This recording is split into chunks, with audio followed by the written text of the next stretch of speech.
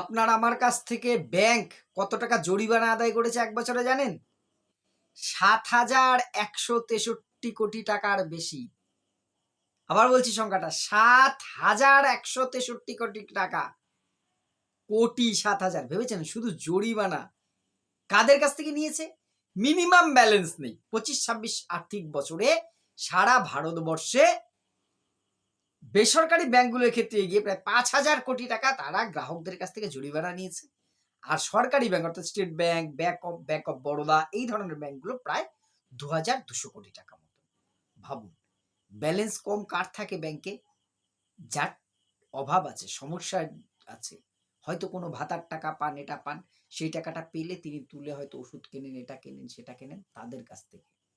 এবার আপনি এখানে ১ম হলো কই স্টেট ব্যাংক তো এটা নিচ্ছে না। হ্যাঁ, এটা বন্ধ হয়েছে। তারপরেও নিচ্ছে কাদের কাছ থেকে? এবং এই টাকাটা সত্যি কি করা উচিত? আপনার মতামতও কিন্তু জানাবেন। আপনারা জানেন একটা সময় নিয়মটা চালু হয় যে মিনিমাম একটা ব্যালেন্স ৳১,০০০ যেটা ছিল স্টেট ব্যাংকে পরে ৳৫০০ সম্ভবত করা হয়েছিল। যে এই ব্যালেন্সটা যদি আপনার অ্যাকাউন্টে না থাকে তার জন্য ফাইন দিতে হবে।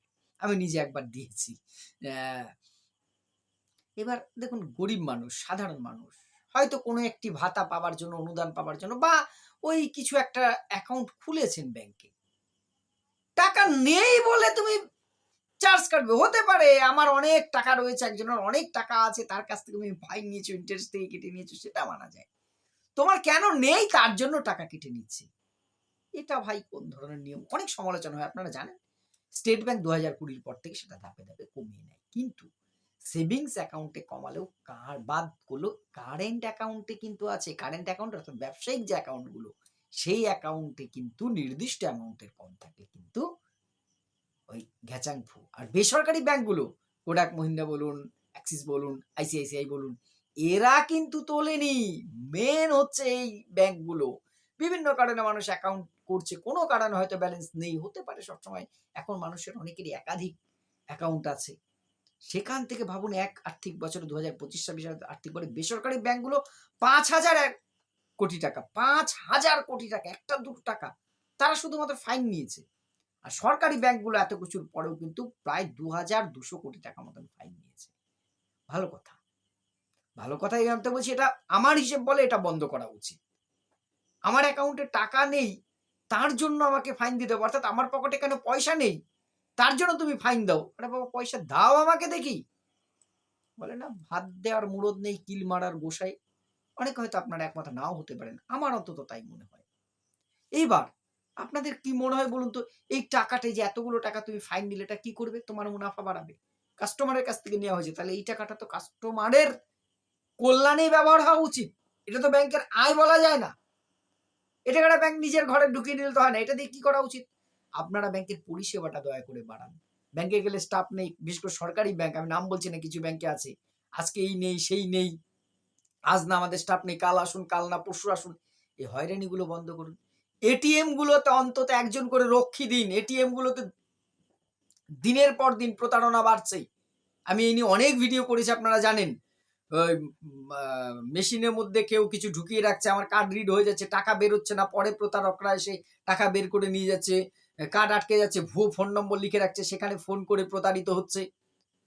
রক্ষীহীন এটিএম গুলোতেই প্রতারণা হয় একদম 100% ক্ষেত্রে। এটিএম গুলোতে দয়া করে আপনারা একজন অল টাইম রক্ষী দিন অল্টারনেটিভ করে। এটা খুব দরকার।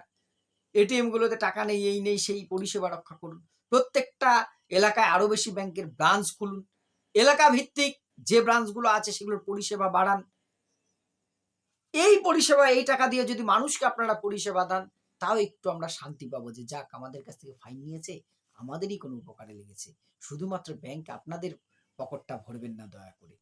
তবে আপনারা সতর্ক হন। এইসব বিষয়গুলো নিয়ে আমাদের সচেতন যেমন দরকার, একটু আওয়াজ তোলা দরকার। সবকিছু যেন কর্পোরেট সংস্থা তারা নিজের মতন করে নিয়ম করে, সরকারের অঙ্গুলিহীন থাকে। বলির পাঠা কিন্তু আমরাই হই। মাছের তেলে মাছ ভেজে চলে যায়, আমরাই বলির পাঠা হই। এইসব বিষয়ে আমাদের মনে হয় সোচ্চার। সোচ্চার মানে শুধুমাত্র ভাবছেন এখনকার যুগ বদলেছে। মিছিল মিটিং করাটাই সোচ্চার হয় না। আসুন সোশ্যাল মিডিয়াতে আমরা আওয়াজ তুলি। একটা ক্যাম্পেইন গড়ে তুলি। যে এই ফাইন প্রথা বন্ধ করতে হবে এবং ব্যাংকের কাস্টমারের কাছ থেকে ফাইন হিসেবে যে আয়টা হবে সেটা কাস্টমারদের কল্যাণেই যাতে ব্যাংকগুলো ব্যবহার করে। আর এই ব্যাংকের নামে সারা দেশ জুড়ে বিভিন্ন ফ্রড হচ্ছে। এইভাবে সেইভাবে এই করুন, সেই করুন, রক্ষীবিহীন এটিএমে সেইগুলোর একটু উন্নয়ন হোক, মান উন্নয়ন হোক। এটা মনে হয় হওয়া উচিত। আর নিজের অ্যাকাউন্ট সম্পর্কে সচেতন থাকুন। যদি বেসরকারি কোনো ব্যাংকে আপনার অ্যাকাউন্ট থাকে, সেখান থেকে নিয়মটা জানুন। কত টাকা আপনাকে অন্তত রাখতেই হবে। মিনিমাম অ্যাকাউন্টে টাকাটা রাখুন। না হলে যদি আপনার ব্যালেন্স না থাকে, সেই অ্যাকাউন্টটা প্রয়োজন না হয়, ইমিডিয়েট সেই অ্যাকাউন্টটাকে অ্যাপ্লিকেশন দিয়ে ক্লোজ করুন। আপনার মতামত, আমার ভুল ত্রুটি অবশ্যই কমেন্ট বক্সে জানাবেন। ধন্যবাদ।